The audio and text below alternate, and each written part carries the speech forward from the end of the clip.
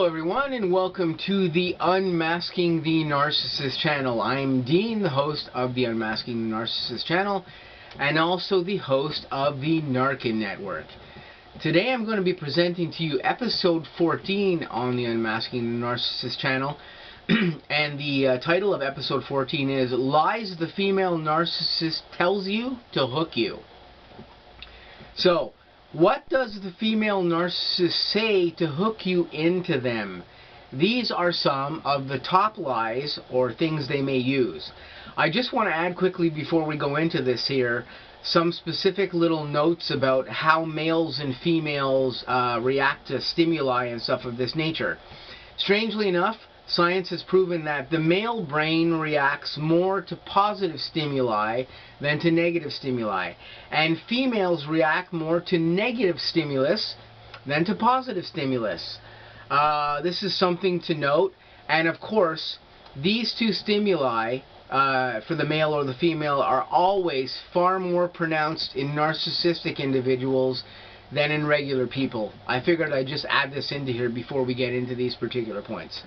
So, what are the things the female narcissist says to hook you in? Let's just go into this right now.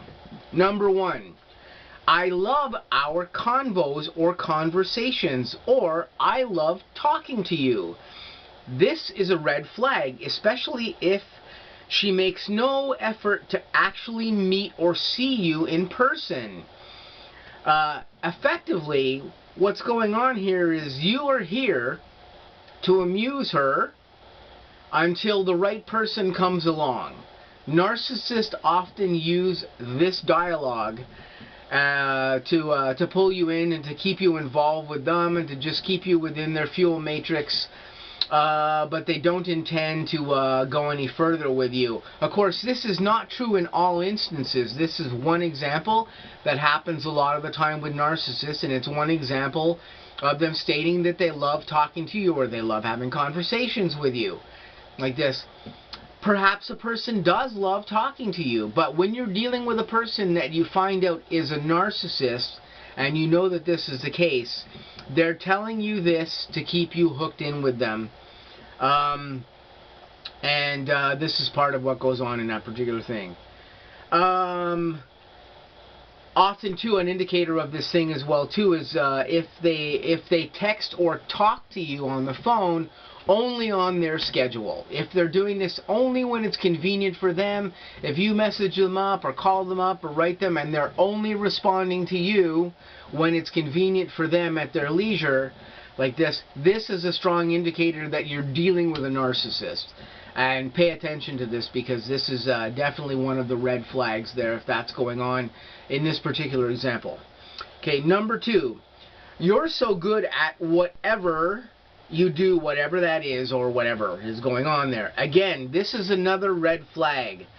Flattery of this type is to bump you up for something that she wants or he wants. It's usually a hidden agenda kind of bump up, and you know, they're giving you accolades because they're looking for something. They're looking for something from you, basically, is what's going on there. Number three, you're the best lover I've ever had, or you're the best erotic time I've ever had. Watch out for this, especially if this person is a brand new lover to you, or you're a brand new lover to that person. As we know, sex generally gets better as couples practice more with each other. Pay attention to what accompanies this statement if it comes very early on with a person that you're dealing with, because that person may be a narcissist and they may be feeding you that type of statement to groom you. That's not to say that you aren't perhaps a good lover. Perhaps you're great in this instance. But as we know, when we get into a situation of becoming a couple, often the sex gets better as we go through the relationship and as we improve and we get used to each other. So when you hear that you're the best lover I've ever had, right off the bat, very, very early on, often this is coming out of the mouth of a narcissist. So you have to watch out for that. Number four, I love you. Again, this statement too early on in a relationship is a huge red flag. It's okay to say you like the person, you really are into the person, you can see yourself wanting to go forward in a relationship, you could see yourself falling in love with this person. These things are actually okay to say, but the actual I love you thing too early on are words that a narcissist uses often with you. And you need to watch out for those particular things. But again, if you do really like that person, you're really into that person, you want to have a relationship with that particular person, saying that you're really into them or that you could fall in love with them or whatever, early on is a little bit different than somebody actually coming out and saying I love you, bang, right off the bat, right away. This is an unusual thing, and it's a red flag.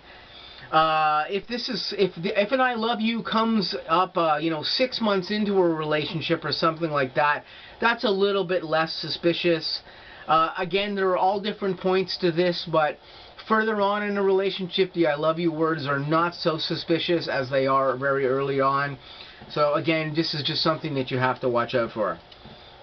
Number 5. You don't care about me, or you don't love me. If a person says this to you very early on in a relationship or something like this at an inappropriate time, this is a manipulation. Again, narcissists will use this manipulation very often with you, and very often very early on in a relationship with you, to indicate or to bring in control of some particular nature.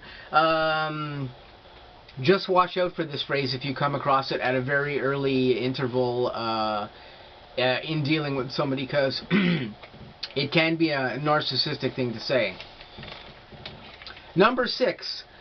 You're like my hero or my savior. You will commonly hear this type of statement in several forms. Example, I've never met a guy or a girl like you, or I've never come across somebody like you in this way, or nobody's ever made me feel this way like you do. You may or may not be saving this person from a horrible boyfriend or ex-boyfriend, or from a terrible marriage or spouse. This is commonly used by women, much less commonly by men. It's a statement. For women who are narcissists, men, they will use this against men. Men love to be looked at as the hero type. The movie industry has made a killing on the idea of the hero type for years, and this plays in with all men due to the way men's brains work and the way that we're programmed. If you hear something like this, it's pretty good odds you're possibly getting played on some level, especially if the female has been telling you how bad that certain things with an ex or a spouse have been. People who don't show any form of NPD do not usually down talk or talk poorly about their exes. This is an action of a person with some level of governing narcissistic personality disorder if you hear this type of speak from an individual that you're dealing with. Just watch out for it, because it's, again, a red flag. Number 7. I need your help, or I need to borrow money. I need your help is, again, an interesting request. It plays into many males and females' ego as far as the need to be a hero for that person that you're trying to get in good, get on the good side of, or get involved with. Again, there can be many different examples of this going on, but somebody asking for help plays into your hero complex of wanting to save that person. And if this comes very early on, again, it's unusual, and it can be a red flag, and just watch out for that. But in particular, the I need to borrow money request is a very classic manipulation. And with narcissists, as we know, that person is after you to borrow your money, all right, but it's probably not to borrow it. It's probably just to really take it from you and never return it. That person is looking to stock up their bank account with your funds. That's what they're doing when they're using a manipulation like this. And the odds, you won't see your money again. More than 50% of the time in narcissistic individuals, when they borrow money, you never see that money again. That's just sadly the way that works. The money goes into their account, and you'll never get it returned to you again. And this is a part of manipulation that you have to look out for as a red flag when it comes to that particular thing. So as we've talked about, as we were making a point of here in episode 14, these are many of the examples that you can look at to look out for in a way that a female narcissist hooks you. Males can also do this too, but we're specifically focusing on females in this episode. I'll probably do a part 2 this to explain to you how male narcissists hook you in, because it's a little different for males. And I need to, of course, be even on the network here and give you guys the perspectives of both males and female narcissists here, just to be even and provide the females out there with some ideas of what to watch out for as well too. Because as I just said, males use these manipulations to get you hooked in different ways than females do. So this has been episode 14, and just a couple of ideas about how the female narcissist hooks you into them. Hopefully this helped out you guys a little bit, gave you some information just to think about and to use for yourself and to use in the future if you need to. I'm going to say stay tuned to my networks. I've got lots of new content coming up. I hope you guys have an awesome day, and I'll catch you really soon in some upcoming videos.